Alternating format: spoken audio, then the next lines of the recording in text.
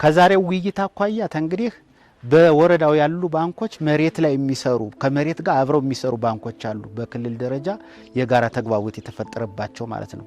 አዋጁም የፈቀደላቸው ማለት ነው። አዋጁ የመሬት ብድር እንዲሰጡ ለአርሶ አደሩን ተጠቃሚ እንዲያደርጉ ያሉ ባንኮች አሉ ማለት ነው። እነዚህ ባንኮች ከጸደይ ባንክ፣ ከዋሽ ባንክ እና አባይ ባንክ፣ አማራ ባንክ እነዚህ ባንኮች እና ሌሎችም የህብረት ስራ ማህበራት ለአርሶ አደሩ ብድር እንዲያቀርቡ በተለይ የሚያቀርቡት ብድር ለትናንሽ ብድሮችን ሳይሆን ለእርሻ መካናይዜሽን ሊጠቅሙ የሚችሉ አርሶ አደሩን ምርትና ምርታማነት ሊጠቅሙ የሚችሉ ወደ ምግብ ለዋላይነት ሊያሸጋግሩ የሚችሉና የገጠር ትራንስፎርሜሽንን ውል ሊያደርጉ የሚችሉ ብድር ለሚያመቻቹ ባንኮችን ነው የጠራ ነው ማለት ነው። በወረዳችን ያው ከ32000 በላይ ባለይዞታዎች አሉን።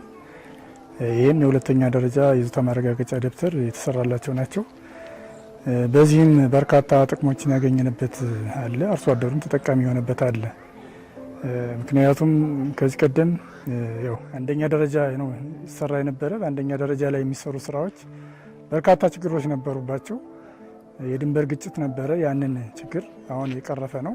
ይሄ ፕሮግራም ማለት የሁለተኛ ደረጃ ሰርቲፊኬት ከመጣ ጀምሮ እንደ ወረዳ ወደ 1900 በላይ አርሶ አደሮችን በዚህ እንዲጠቀሙ አድርገናል። በብር ወደ 41.4 ሚሊዮን ብር በላይ በዚህ ዘርፍ ወስደው እንዲያለሙ የተሻለ ኑሮ እንዲኖሩ የማድረግ ስራ ሰርቷል ይሄ ባንክ እስካሁን ባለው ደረጃ ማለት ነው። ይሄን ብድር ከወሰደ በኋላ አርሶ አደሩ በርካታ ጥቅም እየተጠቀመ ነው። ሁለተኛ የብድር ተጠቃሚነት የለም ነበረ። አሁን የሁለተኛ ደረጃ ከሰራን ጀምሮ ባለይዞታዎች አርሶ አደሮች የሁለተኛ ደረጃ የይዞታ ማረጋገጫ ደብተራቸውን እያስያዙ ከአበዳሪ ተቋማት የፋይናንስ ተቋማት ብድር እያገኙ ነው ያሉ።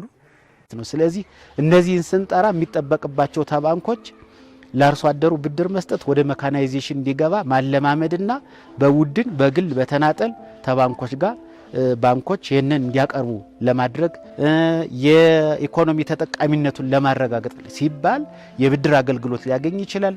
ከያቅም ተለለው ደግሞ ባለሀብት ጋር ተጣምሮ ምርትና ምርታማነቱን ሊያሳድግ በሚችል ሁኔታ ላይ የታሰበ የምክክር መድረክ ነው ማለት ነው። ምሳሌ የተሻለ በግብርናው ዘርፍ የተሻለ በከብት እርባታ በእርሻ የተለያዩ ስራዎችን እየሰራና አቅም እያጠናከረ ነው ከነበረው በላይ። ዛሬ ምንም ያልነበረው ሰው የወተት ላም ያለው አለ። ምንም ያልነበረ ሰው የተሻለ የእርሻ ስራ ሰርቶ ኑሮን የተሻለ ያደረሳል። አልፎ ተርፎ ከተማም ሳይቀር ቤት የሰራ አቅሙን ያጠናከረ ኑሮውንም የተሻለ ኑሮ እየኖረ ነው ያለ በዚህ ምክንያት ማለት ነው። ዛሬ ላይ የአማራ ክልል ወይም ደግሞ የጎጃም መሬት እንዲሁን እንጂ በልቶ ማደር ብቻ እየቆጠር ሌሎች ደግሞ በዓለም ገበያ ተወዳዳሪ ሆኖ አርሶ አደሮች ኤክስፖርት እያደረጉ ያሉ አርሶ አደሮች ከአማራ ክልል ውጭ አሉ። ኦሮሚያ አካባቢ ተሄዱ በትራክተር እያረሱ ስንዴ ኤክስፖርት ያደርጋሉ። አትክልትና ፍራፍሬ ኤክስፖርት ያደርጋሉ እና ወደ ኋላ እየቀረ ነው። ቅድም እንደተባለው አርሶ አደሩ ገርጋሪ፣ ባለሙያው ገርጋሪ፣ ፋይናንሶች ገርጋሪ እየሆነ ነው።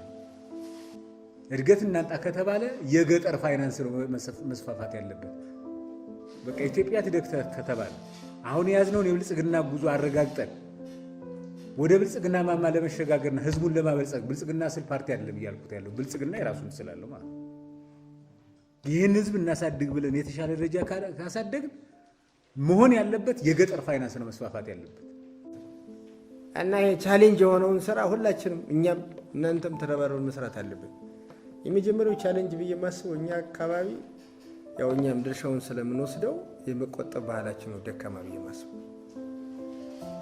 በቃ ካባካኝነት ያለን ሀብት በቂ ነው የሚል እንጂ ሽግግር የማድረግ ስልጡን ማህበረሰብ እንዲሆን ስልጡን መንደር እንዲፈጥር በኢኮኖሚው እንዲዳብር ከበሬ ወደ ትራክተር ወደ መኪና አቅሙ በፈቀደለት ልክ ደግሞ መስራት ይጠይቃል።